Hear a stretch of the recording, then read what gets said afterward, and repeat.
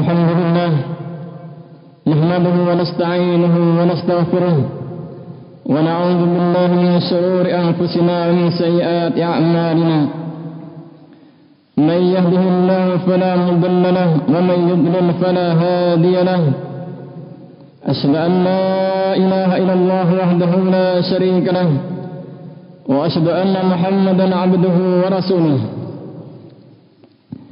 يا أيها الذين آمنوا اتقوا الله حق تقاته ولا تموتن إلا وأنتم مسلمون يا أيها الناس اتقوا ربكم الذي خلقكم من نفس واحدة وخلق منها زوجها وبث منهما رجالا كثيرا ونساء واتقوا الله الذي تساءلون به والأرحام إن الله كان عليكم رقيبا يا أيها الذين آمنوا اتقوا الله وقولوا قولا سديدا يصلح لكم أعمالكم ويغفر لكم ذنوبكم ومن يطع الله ورسوله فقد فاز فوزا عظيما أما بعد فإن أصدق الحديث كتاب الله وخير الهدي هدي محمد صلى الله عليه وعلى آله وسلم وشر الأمور محدثاتها فإن كل محدثة بدعة وكل بدعة ضلالة وكل ضلالة في النار. Ma'asyiral muslimin jamaah Jumat rahimakumullah. Sebentar lagi kita akan kedatangan bulan Ramadan. Dan tentunya sebelum kedatangannya perlu kita mengingat kembali fadilah-fadilah puasa Ramadan dan juga beberapa hukum-hukum yang berkaitan dengan puasa Ramadan. Hadirin rahimani wa rahimakumullah. Bulan Ramadan merupakan bulan yang mulia.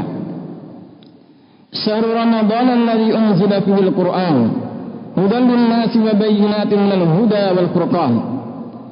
Bulan Ramadan itu adalah bulan diturunkannya Al-Quran sebagai huda, petunjuk bagi manusia. Dari sini bulan Ramadan termasuk bulan yang mulia, karena hari itu, di bulan itu diturunkan kitab suci Al-Quran Karim.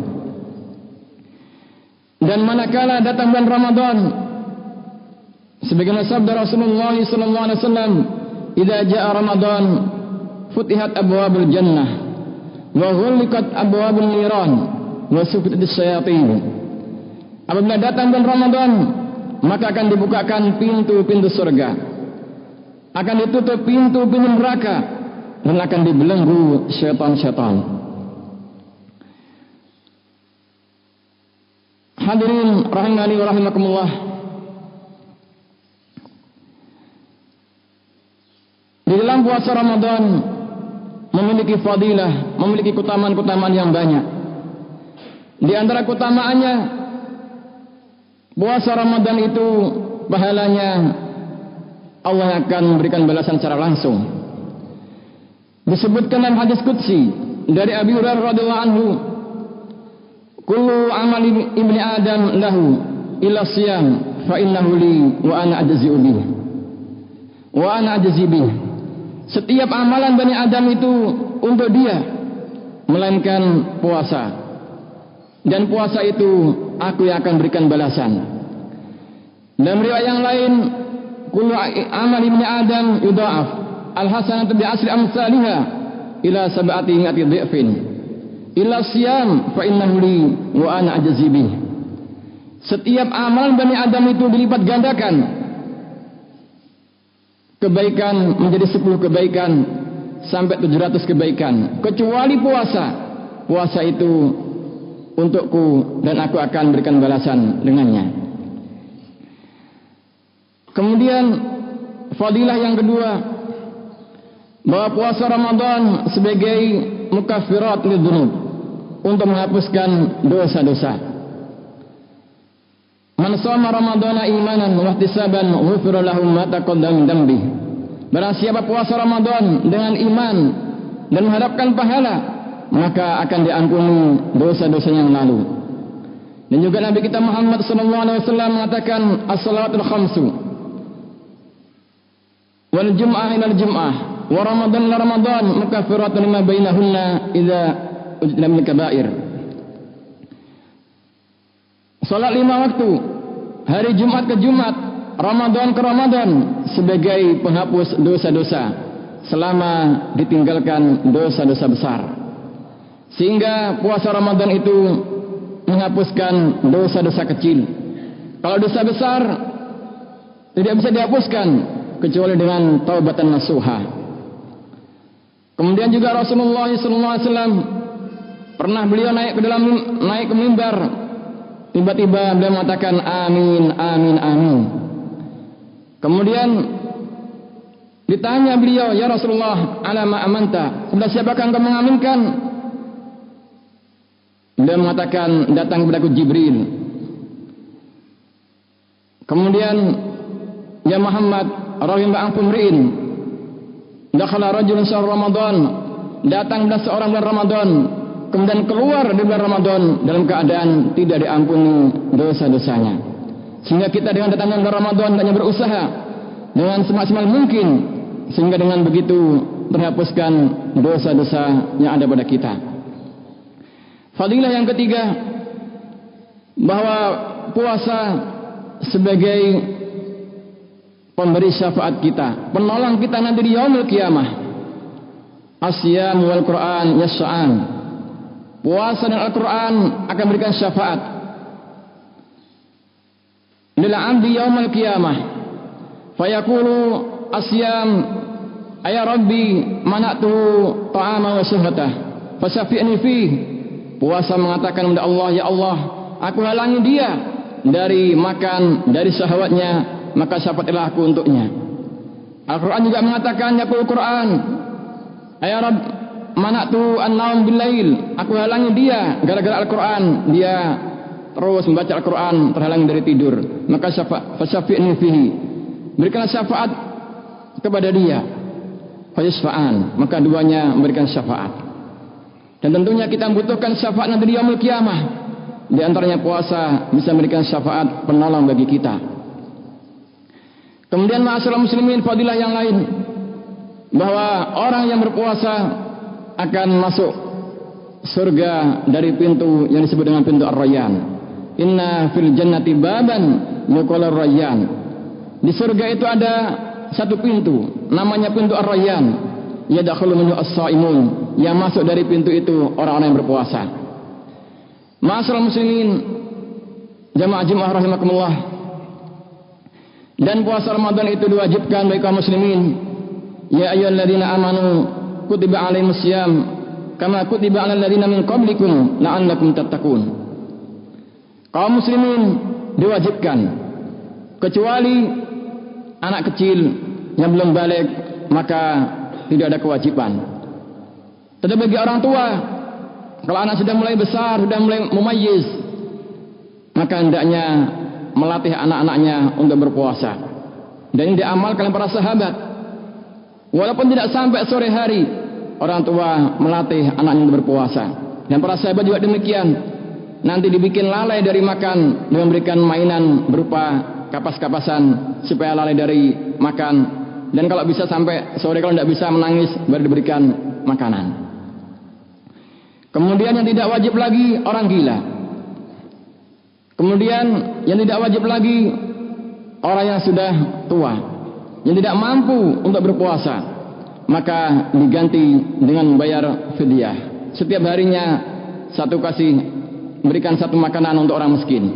Apabila 30 hari, maka 30 orang miskin. Kemudian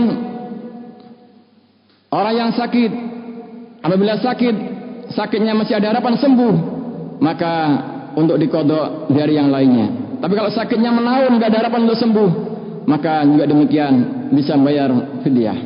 Faman kana minkum maridun aw ala safarin fa iddatun min ayyamin ukhar. Barang siapa yang safar atau sakit, maka hendaknya mengkodok dari yang lainnya.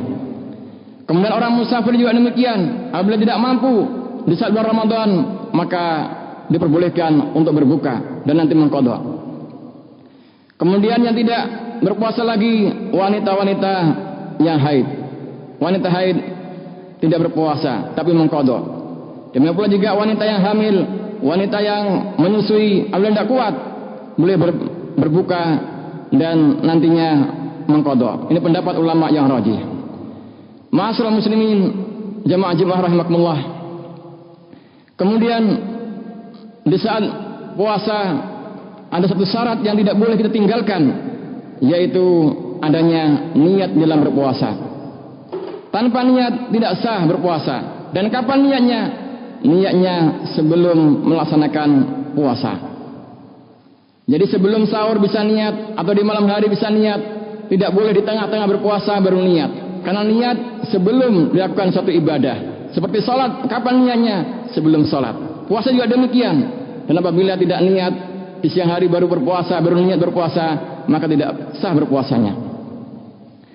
Kemudian setelah itu seseorang hendaknya menahan dari waktu terbitnya fajar sampai nanti tenggelam matahari. Dan ada perkara-perkara yang bisa membatalkan puasa, di antaranya makan minum dengan sengaja.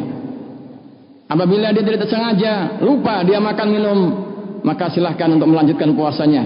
Kata Nabi, fa idza nasiya fa akala fa syariba falyutim shaumahu fa innama at'amahu Allah wa saqah. Siapa yang lupa kemudian makan minum, maka hendaknya terus melanjutkan puasanya, karena sungguhnya Allah yang berikan makan dan minum. Yang membatalkan lagi yaitu suntikan seperti impuls sebagai pengganti makanan bisa membatalkan puasa. Kemudian juga melakukan hubungan suami istri membatalkan puasa. Fal'ana bashiruhunna wabtahu maktabuhu lakum. Para ulama mengatakan di sini kalau di malam hari diperbolehkan berhubungan sama istri, tapi di siang hari dilarang. Bahkan ada kafarah yang berat bagi siapa yang di siang hari melakukan hubungan sama istri. Kafarahnya dia kalau punya budak untuk membebaskan budak. Kalau tidak bisa puasa 2 bulan berturut-turut. Kalau tidak bisa lagi mengasih makan 60 orang miskin. Kemudian juga sebagian ulama menggolongkan orang melakukan onani. Sebagian ulama mengatakan batal, sebagian tidak membatalkan. Wafaqanallahu wa iyyakum lima yuhibbu wa yardah. Alhamdulillahirabbil alamin. Wassalatu wassalamu ala nabiyyina Muhammadin wa ala alihi wa sahbihi ajma'in. Asyhadu an la ilaha illallah wahdahu la syarika lah wa asyhadu anna Muhammadan 'abduhu wa rasuluh. Amma ba'd. Ma'asyiral muslimin, jamaah Jumat rahimakumullah. Kemudian sebelum berpuasa kita disunahkan untuk melakukan sahur, makan terlebih dahulu supaya kita kuat untuk melaksanakan puasa. Nabi bersabda, tasaharu fa inna fis sahuri barakah. Sahurlah karena sahur itu barokah. Dan juga Nabi mengatakan, faslun ma baina siyamina wa siyam al-kitab aklatus sahur. Bedanya puasa kita dengan puasanya orang-orang ahlul kitab yaitu makan sahur. Dan seminim-minimnya sahur itu kata Nabi, tasaharu wala bijur'atin min ma. Sahurlah meskipun hanya seteguk air. Dan waktunya sahur yang sunnah diakhirkan. Kalau dahulu nenek kita, mbah-mbah kita sahurnya jam 2 dan yang benar menjelang subuh.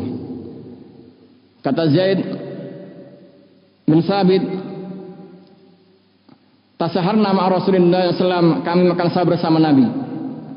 Kemudian kami melaksanakan salat. Lalu beliau ditanya, kam bainal adzan wa sahur? Berapa jaraknya antara adzan dengan sahur? Qadra khamsin ayat, sekitar 50 ayat. Jadi tidak lama jaraknya. Kemudian juga setelah matahari terbenam kita diperintahkan untuk berbuka. Dan juga disunahkan dalam berbuka untuk menyegerakan, tidak boleh mengakhirkan. La yazalu an-nasu bi khair ma'al fitr. Senantiasa manusia dalam keadaan baik kalau menyegerakan, yaitu berbukanya. Dan orang-orang Nasara, orang-orang Yahudi, ketika mereka berbuka mengakhirkan, sehingga tidak boleh kita menyerupai orang-orang Yahudi, orang Nasara mengakhirkan yaitu berbuka. Dan yang disunahkan dalam berbuka sebagaimana Nabi karena Rasulullah SAW yuftiru ala rutabat.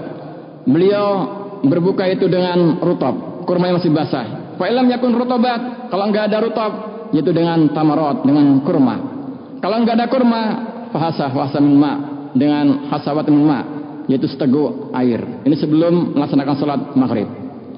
Dan di sana ada doa yang dihasankan oleh sebagian ulama ketika berbuka dengan berdoa dabat dama'u mubtadil uruku wa sabdal ajru insyaallah.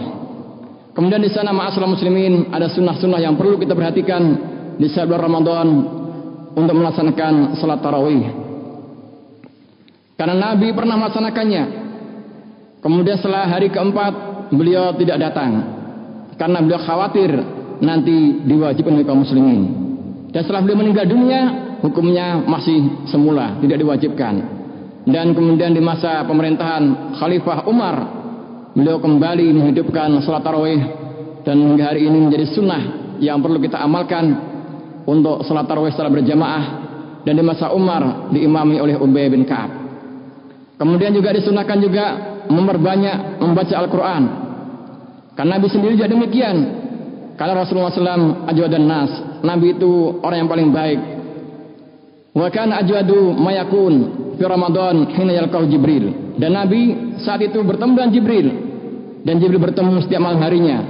Fayudarisul Al-Quran, beliau tadarus Al-Quran Karim. Ini Nabi SAW. Dan para salaf kita juga demikian. Setiap bulan Ramadan berusaha berbanyak membaca Al-Quran. Disunahkan juga kita bersedekah. Di antara sedekah dengan kita memberikan iftar, memberikan makan kepada orang yang berpuasa. Man fatara sha'iman kana lahu mithlu ajrihi ghaira annahu yunqisu min ajri sha'imin syai'an. Siapa yang memberikan buka kepada orang yang berpuasa, maka baginya pahala seperti orang yang berpuasa tanpa mengurangi sedikit pun pahala yang berpuasa. Dan juga disunahkan kita untuk iktikaf. Disunahkan juga kita untuk mencari malam-malam Lailatul Qadar di akhir bulan Ramadan, di hari-hari ganjil.